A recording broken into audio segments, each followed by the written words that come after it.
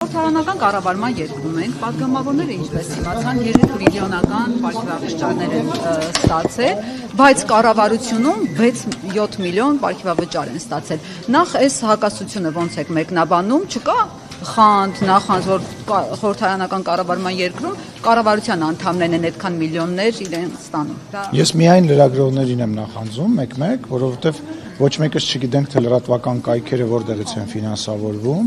չգիտենք մեր լրագրողները ով ինչքան աշխատավարձ է ստանում, բայց իրենք 4-րդ իշխանության ներկայացուցիչներն են, այդ առումով մենակ լրագրողներին եմ նախանձում,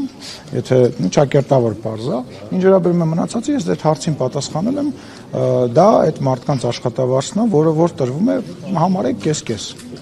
Պարոն Սիմոնյան, տեսեք, Նիկոլ Փաշինյանը պատգամավոր ժամանակ օպերատորներ ջան խնդրեմ կամացել։ Պատգամավոր ժամանակ Նիկոլ Փաշինյանը այսպես հոխորտում էր, ձայնի տոնը բարձրացած, ասում էր մեր բաները, թոշակառուները, մեր մարդիկ աղքատները 200,000 են կազմում, հացին կակա են ասում, տարեք տվեք թոշակառուներին այդ թոշակը, հիմա ձեր կառավարությունը, կառավարության նիստն վարչապետը, ասում է ազգային ժողովում էլ ամբյոնից ասես 10,400 դրամ էլ որ բարձրացնենք, դա կենսա թոշակառուների կյանքում բան չի փոխելու, ով որ 25,000 ջերուսման փող է տալու, 35,000 է տալու, էլի չի տաքանալու, այդ ո՞նց եղավ որ Սերժ Սարգսյանի իշխանությունից դուք ասում եք, հələ փողը տվեք մեր տատիկ պապիկներին, բաներ են, նիսյաների ցուցակները ավարտի հարցը հասկացանք, ավարտի հարցը։ Դե այդ ո՞նց եղավ որ այն ժամանակ։ Այդ ո՞նց եղավ, հարցը ո՞նց եղավ։ Հիմա տատիկ պապիկները էլ են տատիկ պապիկները, չէ՞։ Ավարտեցիր։ Այն մարդիկ, ովքեր որ պետք են տատիկ պապիկների աշխատավարձները բարձրացնեն, այդ մարդիկ պետք է արեստավարժ լինեն։ Դա մեկ։ Երկրորդը այն մարդիկ, ովքեր որ այսօր այդ տատիկ պապիկների հոսանքի վարձի, որակի գործով են զբաղվում, ճանապարհների խաղաղություն են բերում եւ պետության բոլոր ուղղություններով աշխատում են եւ ամեն աստծոր ամեն ինչի մեջ մեղադրվում են, այդ մարդիկ պետք է կարողանան երկիրը ներկայացնել, նորմալ շոր հագնեն, կարողանան աշխատանքի գան եւ վերջի վերջո իրանք պետքա մրցունակ լինեն, որպեսզի նույն պետական հիմնարկում աշխատողը չնախընտրի գնա դուրս աշխատի եւ չնախընտրի որևիցե մասնավորի մոտ աշխատի։ Եթե դուք համեմատականներ անցկացնեք մասնավորի աշխատավարձների եւ պետական հիմնարկների աշխատավարձների մեջ, կտեսնեք, որ մարդը կնախընտրի շատ ավելի շուտ գնա աշխատի մասնավորում, ազատ մնա այս տեսախցիկների քանակից, նման հարցերից եւ չգիտեմ տարբեր տեսակի մեղադրանքներից։ Ես կներեք դուք անդադ խանգարում եք, լրեք, եթե նոր իրար հետ խոսում եք, մի խանգարեք, հարցին եմ պատասխանում ձեր գործընկերոջ։ Եվ վերջի վերջո հենց այս կառավարությունը, հենց այդ մարդիկ են, որ ուսուցիչների աշխատավարձներն են բարձրացնում եւ բարձրացրել են եւ այսօր ուսուցիչներ եւ զինվորականներ կան, որոնք որ շատ ավելի շատ են ստանում, քան օրինակ падգամավորները։ Բարձրացրել են այդ նույն տատիկ պապիկների թոշակները։ Այնպես տպավորություն է, դուք այնց ձևով եք ներկայացնում, որ 5-6-7 տարի է անցել, որևիցե բան չի բարձրացել, մեկ է այտենց այս չինովնիկները վերցրեցին, իրենց աշխատավարձները բարձրացրեցին։ Ես անցյալ անգամ էլ եմ ասել, դուք չկայք, հիմա նորից եմ ասում։ Ֆիքսեք, падգամավորի աշխատավարձը պայմանականորեն 1 միլիոն դրամ է, թե ինքը 500,000 դրամը կստանա ամեն ամիս, այն մյուս 500,000 դրամը կհավաքվի տարվա վերջում միանգամից կստանա, կտոր կստանա, դա իր աշխատավարձի մասն է։ Անունը կլինի պարգևավճար, անունը կլինի, չգիտեմ, մի այլ բան, դա իր աշխատավարձի մի մասն է։ Այլ հարց է, որ դուք շատ հաջող կալկուլյացիա եք անում,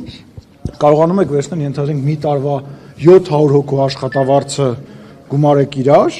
վերածեք դա դոլարի, ասել աստղաբան, ինչ ասեց, ազատության Կարլենա։ Բայց աստղաբաշխական թվերը։ Իսկ դուք գիտեք ազատությունը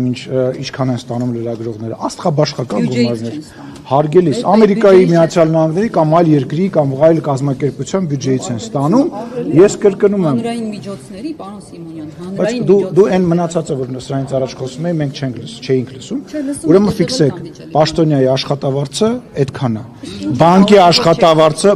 օրենքով չենք ֆիքսում, որովհետև խնդիր կա, կանենք։ Դրա համար վարչապետը նաև ասաց, որ սա միջանկյալ լուծում է։ Ֆիքսեք, աշխատավարձը այդքան է։ Ասում եմ, եթե այդքան ջանասիրաբար ձեզ այդ ամեն ինչը անհանգստացնում է, վերջի վերջո հայտարարություններ եք անում լրագրողներով, լրագրողական ինչ-որ կազմակերպություններով, հարգելիներս, սկսեք ձեր թափանցիկությունից։ Մենք թափանցիկ ենք, առնվազն դուք մեզ քննադատում եք, մենք ինչ-որ ձևով բան ենք անում, հիմա ձեր թափանցիկությունից սկսեք։ Այլ հարց։ Լրագրողների մասին էլ կան։ Ես իրան եմ խոս տվել, իր հարցերին պատասխանեմ, հետո ձեր հարցերին կպատասխանեմ։ Պարոն Սիմոնյան, Հիշեք։ ՕԳԳ պետք է ունենա կառավարությունը, որպեսզի այդքան Իսկ ով որոշ, ով ասել, ով է ձեզ ցույց տվել դուք այդ ՕԳԳ-ն դասեք։ Դուք որպես քաղաքացի կետակ այդ ՕԳԳ-ից ելնելով կքվեարկեք Քոչարյանի ՕԳԳ-ին, Սերժ Սարգսյանի ՕԳԳ-ին, մարդ էլ կլինի կգնա Նիկոլ Փաշինյանի ՕԳԳ-ին կքննարկի։ Հիմա խենք է մենք դա քննարկում։ Տեսեք, Նազելի Բաղդասարյանը դուք էլ քիչ առաջ վկայակոչեցիք խաղաղություն բերելու փաստարկը, որ խաղաղություն եք բերել եւ այլն, ու դա համարում եք արդյունավետություն, որի համար կարելի է պարգևատրվել։ Չէ, ես տենց բան չեմ ասել։ Նազելի Բաղդասարյանն Ես Նազելի Բաղդասարյանը չեմ։ Ես Նազելի Բաղդասարյանի խոսնակը չեմ նույնիսկ։ Ասեք ինչի համար պիտի պարգևատրվի։ Ես չեմ, ես դուք չեք լսում, երբ որ ես խոսում եմ։ Ասեք աշխատավարձ։ Չէ, մի րոպե։ Դուք չեք լսում, որ խոսում եմ։ Լսում եմ շատ ու շատ։ Մարդիկ ստանում են, ուրեմն լսեք, աշխատավարձը 1 միլիոն դրամ է, թե ինքը 500-ը կստանա ամսվա սկզբին, մնացածը կհավաքվի կստանա տարվա վերջում, որի անունը կդնենք պարգևավճար, այդ մարդու աշխատավարձն է այդքան, որևիցե մեկ դա պարգևատրել բառից է կարճել, բայց ես ասում եմ, կրկնում եմ, դա ձևակերպումն է, դա այդ մարդու աշխատավարձն է, մինչև հենց նոր ձեր գործընկերոջը պատասխանեցի, մինչև օրեսդրորեն դա կձևակերպենք, այդքան բան։ Դուք վերահսկող գործառույթ ունեք նաև գործադիրի նկատմամբ ու գործադիրի անդամները, այդպես ես պիտի երկրորդեմ, աստղաբաշխական թվերով պարգևատրումներ են ստանում, որտեղ 7-8 միլիոն, 6 միլիոնը դրանք իսկապես ահռելի գումար են մեր ջիպի աղքատություն ունեցող երկրի համար։ Հիմա դուք չպիտի հաշվետվություն պահանջեք կառավարությունից, այդ միլիոնները ինչի համար եք ստացել։ Ես այդ քննարկմանը համարում եմ, որ չէ, խաղաղության համար չենք ստանում։ Խաղաղության համար չենք ստանում։ Ստանում ենք աշխատավարձ մեր արած աշխատանքի համար։ Դուք ասում եք խաղաղություն, ես ուրախ եմ, որ դուք որպես խաղաղությունը որպես ամենալավ ձեռքբերում այնուամենայնիվ արձանագրում եք, դա ինձ ուրախացնում է։ Բայց դա մարդկանց աշխատավարձն է, ինչ է այդպես չի, մի վիճեք հետս։ Դա մարդկանց աշխատավարձ։ Դուք ինչի համար եք, դուք մենք այդ ձեր խնդիրը կանում է նրանում, որ դուք կորուստը ենթադրում եք, որ կարելի է փողով հաշվել։ Փողով կորուստը չեք հաշվի։ Դուք արի չբանավիճենք, հարգելի լրագրող, արի չբանավիճենք, բայց պետք չի, դա լեզվամտածելակերպ է։ Այսինքն կորուստները մտածում ես պահում անենք 44 օրյա պատերազմի համար, այս ինչ տրամաբան, այս ինչ ես ասում։ Համար եք դուք պարգևատրվել։ Հարգելիս, մենք չենք պարգևատրել, 4-րդ անգամ եմ ասում, հատուկ քո համար, բայց վերջին անգամ եմ ասում։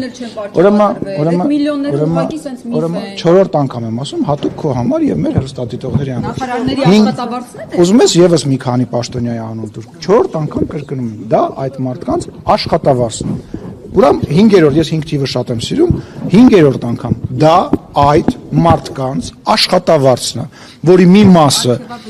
անունը տենց է դրված, դա այդ մարդկանց աշխատավարձն է, որը տարվա վերջում հավաքվել է եւ տրվել է, ասեմ ավելին, էլի է տրվելու, այլ համամասնությամբ գուցե էլի է տրվելու, դա այդ մարդկանց աշխատավարձն է։ Մի հատ էլ ասեմ, դա այդ մարդկանց ոչ ստացել են իրենց հասանելիքի այն նախատեսվածի մի մասը 8-րդ անգամ դա այդ մարդկանց աշխատավարձն է։ Իրար հետ դա այդ մարդկանց աշխատավարձն է։ Ի 10-րդ անգամ բացատրեք ինչու են քիչ ստացել։ Որովհետև այո, դա ոչ ֆորմալ բարձրացում է, որովհետև իրավական ձևակերպման առումով դեռ լուծումը չենք գտել։ Իհարկե նման մենք քաղաքականության մեջ նորեկ չենք, հա։ Մենք գիտենք, հասկանում ենք, չէ, որ նման հարցադրումներ կարային լինեն, բացատրելու կարիք կարող լիներ եւ մեր համար շատ ավելի հեշտ էր տեխնիկապես այնպես անել, ոնց որ խոսեցինք, հա, աշխատավարձի բանով անել, հա։ Հա, ինչ որ ձևով բան, բայց տեխնիկական պատճառներից ելնելով նաեւ վարչապետը ասաց, որ միջանկյալ լուծում է ընտրվել նման բան։ Եվ վերջին 10-րդ անգամ ասում ես թեման փակում ենք։ Դա այդ մարդկանց աշխատավարձն է։ Այլ հարց է։ Այլ հարց է։ Չէ, լավ, մենք արի քաղաքական գործիչը եւ մեր այսօրվա դաշտի լրագրողը բարոյականությունից չխոսի։ Այդպես ոչ կարծում ճիշտ չի։ Երբ որ մենք հիմա դուրս գանք, Կարծում ճիշտ չի։ լիքը մարդ նոր տարին դոմիկներում է դիմավորել։ Լիքը մարդ դիմավորել է անլույս,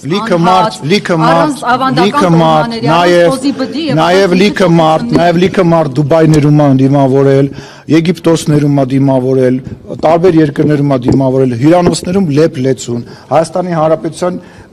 տարբեր ռեստորաններում է դիմավորել։ Այդտենց բաներ, այդ դեմագոգիա է։